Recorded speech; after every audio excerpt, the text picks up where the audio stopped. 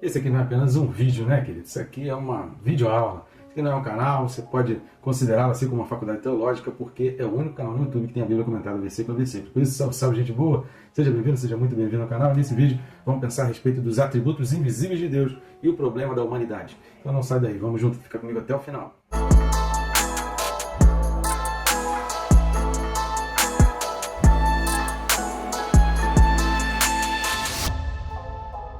Antes de mais nada, inscreva-se aí no canal, bem rápido e fácil. Você vai clicar aí no botão, tá vendo? Tem um botão aqui embaixo, inscrever. Clicou no botão, pronto, já está inscrito. Eu recomendo ainda clicar no sininho.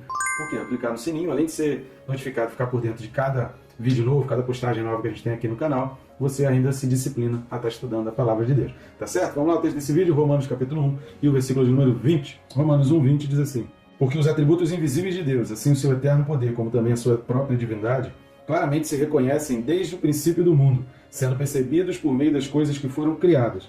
Tais homens são, por isso, indesculpáveis. Amém? É óbvio que do 20 até o versículo 23 faz parte de uma mesma sequência, está dentro da mesma lógica. A gente vai voltar no próximo vídeo para comentar um pouco a respeito desse, mas tem muito assunto a respeito desse versículo 20. Então, rapidamente aí, querido, curte, comenta, compartilha, nos ajude a alavancar o canal. Dessa forma você está fazendo com que outras pessoas tenham acesso ao canal. É até o contrário, né? Você está assistindo o vídeo sem curtir e comentar, você acaba prejudicando o alcance do canal. Vai também nesse QR Code que está aqui do lado, ou no primeiro link da descrição, e você vai ter acesso a um menu de opções, e ali você vai poder entrar em contato conosco para fazer convites, para palestras, para mensagens, exposições, conferências, congressos, e também você vai ter acesso aos nossos livros. Nos links mesmo já tem a sinopse dos livros, então não vou entrar muito em detalhe aqui nesse vídeo, porque o vídeo está bem longo, tá legal? Assista os outros vídeos, tem mais informações a respeito dos livros, ou vai lá na sinopse pelos links, que você também vai ter todas as informações a respeito dos livros. Então vamos lá, a primeira coisa que a gente precisa observar aqui, antes de mais nada, antes da gente conseguir falar, porque esse trecho que vai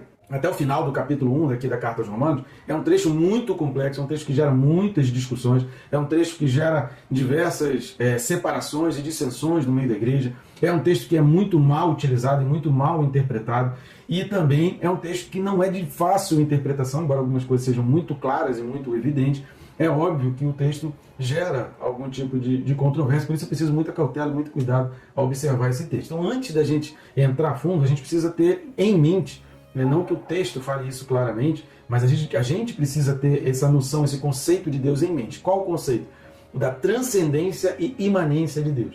Se você não é um estudioso da palavra, um seminarista, ou alguém que faz algum tipo de faculdade teológica, ou já é um pastor, ou já é alguém habituado a estar estudando a palavra, essas palavras, estudando a Bíblia, né? Essas palavras vão ser um pouco complicadas para você.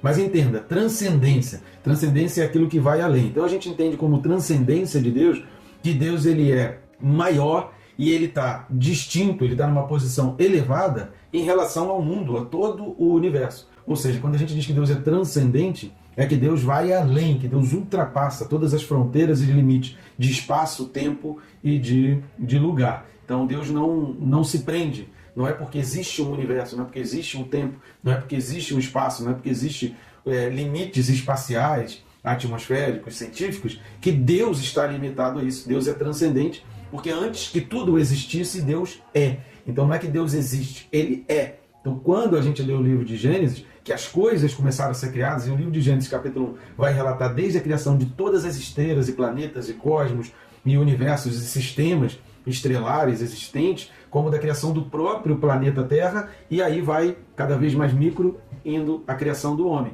Mas antes da criação de tudo isso, Deus já era. Deus, ele simplesmente ele é, desde a eternidade, e vai continuar sendo. Então isso é a transcendência de Deus, que Deus não está limitado a espaço-tempo, ao que a gente conhece como universo, como o céu. Será que Deus perde o oxigênio? Deus não precisa do oxigênio, porque o oxigênio foi Ele que criou. Então, se foi Ele que criou, Ele existia, Ele tem uma pré-existência à atmosfera, ao oxigênio, ao gás carbônico, enfim, a todas as coisas criadas.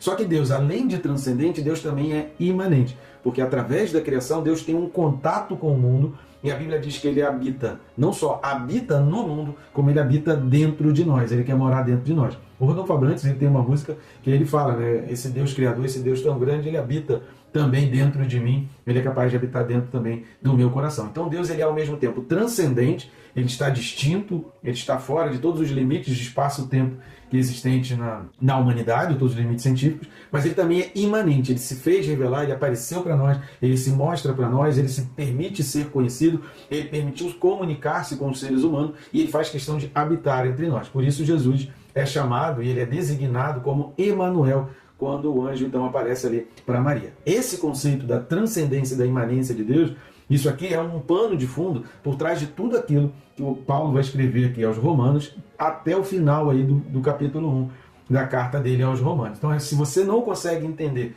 esse Deus que é transcendente e imanente, esse Deus que já existia antes de todas as coisas, que não tem limite, e que, além disso, apesar da nossa pequenez, ele também habita entre nós, vai ficar muito complicado você conseguir entender os conceitos de Deus invisível e das coisas invisíveis e visíveis desse Deus, porque você não vai conseguir entender perfeitamente, porque a ideia comunista e socialista que eles tentam colocar é que o homem criou Deus. E isso é uma ideia totalmente contrária ao que a gente realmente acredita na Bíblia. Por isso que é impossível acreditar na Bíblia e, ao mesmo tempo, acreditar nos princípios socialistas, marxistas ou comunistas. Então, a gente tem que fazer uma escolha. Ou eu sou comunista e socialista, ou eu sou bíblico, ou eu acredito em todos os relatos bíblicos. Porque não tem como você ser cristão sem acreditar no Antigo Testamento, sem acreditar em Gênesis, sem acreditar na história da criação. Uma coisa não tem nada a ver com a outra, porque Cristo foi prometido lá na criação, para Adão e Eva. Então é dali que começa a história de Jesus Cristo. Então a história de Jesus Cristo não começa com Maria,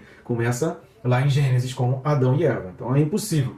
Se eu sou cristão, eu acredito na história de Adão e Eva e ponto final. Agora, outra coisa que a gente precisa entender é que essa palavra atributo, essa palavrinha atributo, ela não aparece nos originais. Nos principais originais não aparece essa palavra atributo. A tradução mais correta desse início do versículo 20, se a gente fosse ser bem literal, seria dizer, porque o que é invisível dele, e aí a palavra Deus também não aparece aqui no versículo 20, mas aparece a palavra autós, que está exatamente puxando a palavra Deus, que está no versículo 19. Lembrando que essa divisão de versículos ela só acontece no século 13, ela só vai acontecer 12 séculos depois, 11 séculos e meio depois de ter escrito essa carta aos Romanos. Então a carta não foi escrita dividida em versículos, ela é uma sequência. Então a gente não pode esquecer disso. Na hora da gente entender essas preposições ou os pronomes relativos, a gente precisa entender que originalmente essa carta não tinha essa divisão. Era simplesmente uma carta escrita direto. Então os pronomes relativos, eles trazem muito significado para a gente compreender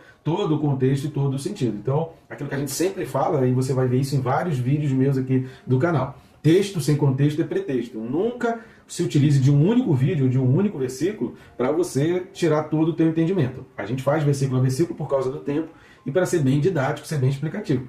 Mas se você quer formar a tua teologia, você precisa pegar no mínimo, um parágrafo inteiro, um capítulo inteiro, para você tirar ali algum tipo de conclusão, além dos vídeos que a gente menciona aqui, para você assistir um vídeo ou outro. Então essa palavra atributo, ela não está ali no original e nem o nome de Deus.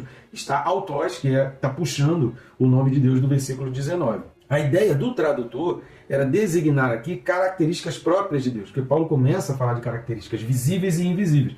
Então o autor aqui está condensando numa palavra para que a gente consiga entender que aquilo que está sendo dito são características desse Deus. São características, e aí ele chama de atributos desse mesmo Deus. Porém, algumas pessoas confundem, quando a gente está falando de atributos visíveis e invisíveis, algumas pessoas pensam que é a mesma coisa de atributos comunicáveis e incomunicáveis.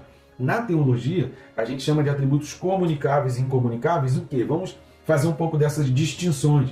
É muito importante essa prévia nesse versículo, porque senão vai ficar muito complicado você entender tudo que vai ser dito até o final do capítulo 1. Atributos comunicáveis são, por exemplo, amor, bondade, paciência, sabedoria. São atributos que estão presentes em Deus, que fazem parte do caráter de Deus, da essência de Deus, e que Deus permite que nós também tenhamos ou que nós venhamos a partilhar desses sentimentos. Então, comunicáveis é aquilo que Deus comunica, é aquilo que está em Deus e também nos homens, tá? Então, o que são atributos comunicáveis? São atributos, características, qualidades que estão presentes em Deus e que Deus comunica e eles estão também no homem.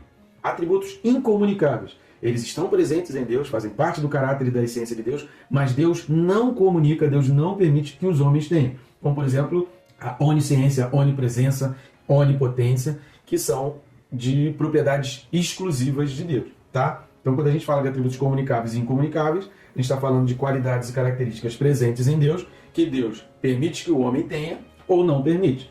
O que permite é comunicável, o que não permite é incomunicável. Quando a gente está falando de atributos visíveis e invisíveis, não fazem relação a isso. Atributos visíveis de Deus são aquilo que a gente pode ver, que a gente pode perceber com os nossos olhos. A criação, toda a engenhosidade do universo, querido, é impossível você olhar para todo o universo, como é que os planetas, estrelas, e agora então, quanto mais galáxia se descobre, maior fica o Deus que criou essa galáxia. Cara, quando a gente vê um cometa, essa semana a gente está tendo a experiência de poder visualizar aqui no céu, né, um cometa passando, né, a milhares e milhares de quilômetros daqui, de distância daqui. Então, quando a gente começa a ver isso tudo, cara, a gente não tem como não deixar de perceber a grandeza de Deus. Mas algumas pessoas ainda assim deixam de perceber. Então, atributos visíveis é aquilo que nossos olhos podem ver, o que a gente pode perceber com os nossos sentidos. E invisíveis são aquilo que, através dos visíveis, a gente chega à conclusão. Por exemplo, eu chego à conclusão de que Deus é muito poderoso, porque, cara, o cara que fez todos os planetas, colocou lá, não tem ninguém segurando, não tem nenhum pedestal, não existe uma mesa com as coisas ali que estão penduradas, que estão ali em cima, não tem nada disso. As coisas estão ali flutuando, cara. Os astros ali, os planetas, cometas, asteroides, está tudo flutuando no céu, cara. Tudo uma combinação, toda uma ligação. É impossível não reconhecer nisso um poder de Deus. O poder é invisível, mas eu percebo o invisível através daquilo que eu vejo, dos astros, dos planetas, da lua, do sol. Tá? Então, atributos visíveis são o mar, uma cachoeira, a beleza de uma flor, de uma borboleta, de um pássaro, dos insetos, dos animais, toda essa concomitância, essas coisas que existem na natureza, que a gente percebe a criação da vida, né, um bebê, uma gestação, tudo isso são milagres perceptíveis aos nossos olhos, pelos quais, através dos quais, a gente percebe o poder, a grandeza, a eternidade de Deus. Então, o poder, a grandeza e a eternidade de Deus são atributos invisíveis que a gente percebe através do visível. Então, não tem ligação com comunicável e incomunicável. É o que a gente pode ver e o que a gente consegue deduzir ou concluir que a gente não pode ver, mas através do que a gente pode ver. Qualquer dúvida, deixa nos comentários aí que a gente vai tentando explicar de uma outra maneira. Então é possível concluir que existe, é possível, né, em oposição às características de Deus que nós não podemos ver, mas através daquilo que a gente pode ver, a gente pode então concluir que Deus existe, que o poder de Deus existe, que a eternidade de Deus existe. Como?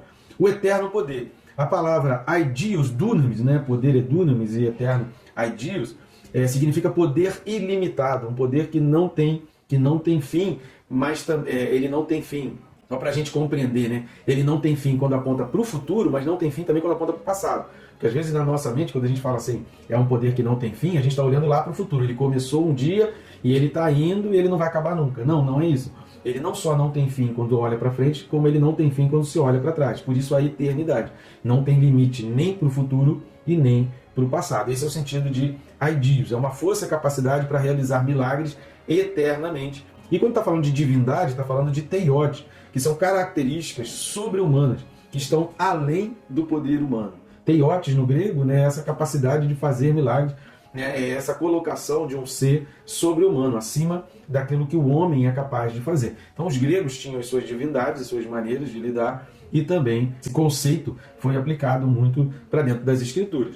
Ou seja, Paulo está dizendo que as coisas criadas não são obra do acaso e não existem ou se movem por um poder cego ou por vida própria.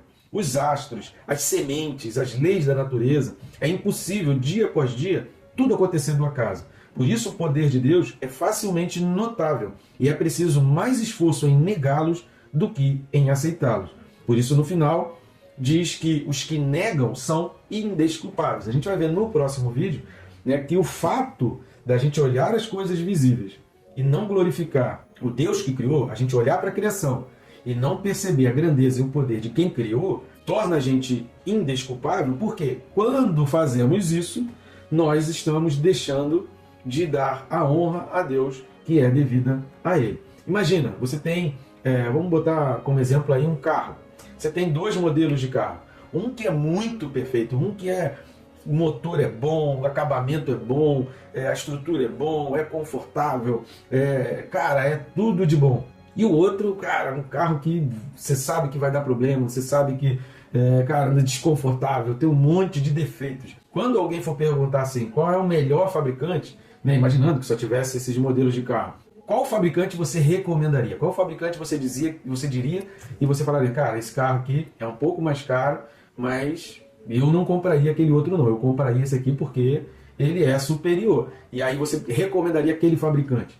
É o carro que é melhor ou que é pior. Então, se a gente sabe reconhecer na qualidade de uma fabricação de um produto, a gente sabe reconhecer que aquela marca, que aquele fabricante, ele é respeitável, ele é de qualidade, vale a pena até pagar um pouco mais caro para adquirir aquilo dali, porque você sabe que aquele produto está sendo bem feito e está fazendo de tudo para ter uma boa qualidade. Se na hora de um produto a gente raciocina assim, porque quando a gente olha para a natureza a gente também não pensa do mesmo jeito. Cara, essa coisa é tão perfeita, está tudo tão ordenado, tão organizado, tão planejado, as coisas acontecem há milhares de anos da mesma maneira, por que eu não vou considerar esse Deus, o Deus que criou todas essas coisas, como grande, como perfeito e como alguém a quem eu devo seguir? Então, às vezes, a gente pensa de uma maneira em relação a um produto, algo que é criado aqui pelo homem, e a gente engrandece aquilo, é uma obra de arte. Poxa, fulano de tal, olha a obra de arte que fulano fez. Fulano era realmente muito bom. Mas as coisas criadas a gente não faz a mesma coisa com relação a Deus. É seguindo esse raciocínio que Paulo vai dizer, por isso, tais homens são indesculpáveis. E aí, voltando aqui ao versículo 20, pegando como conceito tudo que a gente já explicou, os atributos invisíveis de Deus, assim o seu eterno poder como a sua divindade, claramente se reconhecem desde o princípio do mundo, sendo percebido por meio das coisas que foram criadas. É o que diz o Salmo 19. A gente leu no vídeo passado. É impossível você olhar para a criação, para essa coordenação toda, e não entender que existe um Deus que é maior do que tudo. Então o que Paulo está colocando para nós aqui é aquilo que eu vou ficar aqui com a definição que está na Enciclopédia Bacon. Eu recomendo a vocês, é muito boa. E a Enciclopédia Bacon, a respeito desse versículo 20, ela afirma o seguinte: a observação da vida criada é suficiente para mostrar que a criação não provê a chave da sua própria existência. Nós não temos a chave, nós não somos autocriados. Nós dependemos de um Criador, de alguém que tem uma mente maior do que a nossa, de alguém que é transcendente a nós, de alguém que tem uma inteligência transcendente a nós, uma capacidade transcendente a nós, mas que ao mesmo tempo ele é imanente. Ele está presente em nós e através das coisas criadas, ele só quer que a gente o honre e o glorifique, entendendo que se eu estou vendo algo perfeito criado, é porque o Criador é que precisa ser adorado. E aí tem gente que inverte, adora a árvore, adora o bicho, adora a madeira, adora o que foi feito, o que foi criado e não consegue lembrar do Criador. Então, para encerrar, vamos ler 1 Coríntios capítulo 1, versículos do 18 ao 25. Primeira carta de Paulo aos Coríntios, capítulo 1, do 18 ao 25, fala assim: certamente, a palavra da cruz é loucura para os que se perdem, mas para nós que somos salvos, poder de Deus. Pois está escrito: destruirei a sabedoria dos sábios e aniquilarei a inteligência dos instruídos. Onde está o sábio? Onde o escriba? Onde o inquiridor deste século? Porventura não tornou Deus louca a sabedoria do mundo? Visto como, na sabedoria de Deus, o mundo não o conheceu por sua própria sabedoria, aprove a Deus salvar os que creem pela loucura da pregação. Porque tanto os judeus pedem sinais, como os gregos buscam sabedoria. Mas nós pregamos a Cristo crucificado, escândalo para os judeus, loucura para os gentios. Mas para os que foram chamados, tanto judeus como gregos, pregamos a Cristo, poder de Deus e sabedoria de Deus. Porque a loucura de Deus é mais sábia do que os homens, e a fraqueza de Deus é mais forte do que os homens. Amém, gente boa? Qualquer dúvida, deixa aí nos comentários. Se preciso for, a gente faz um vídeo complementar e adicional e coloca aqui para explicar mais dúvidas que tiver. Tá legal? Que Deus te abençoe, rica e abundantemente.